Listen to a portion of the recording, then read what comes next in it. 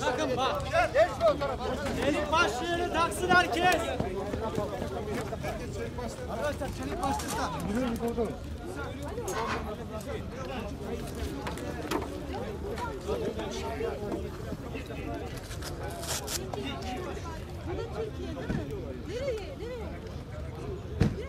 Süleyman Şah Parkı'na düştü.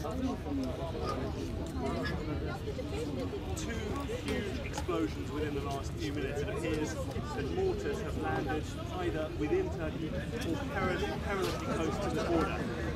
See just how vulnerable Turkey is for what is happening at the moment. On one hand, Islamic State. Peki şu an şey Oha!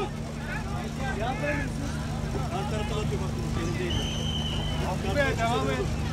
Altı be aşağı yap. Aşağı ya. Yavaş yavaş. Dur bak kepçe tarafına bak görüyor musun? Bakın bak. Çelik başlığını taksın herkes. Arkadaşlar çelik başlıkta.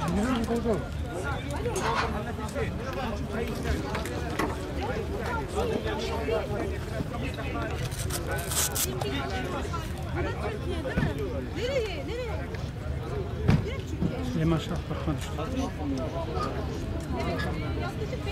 Two huge explosions within the last few minutes. It appears that mortars have landed either within Turkey or perilously close to the border.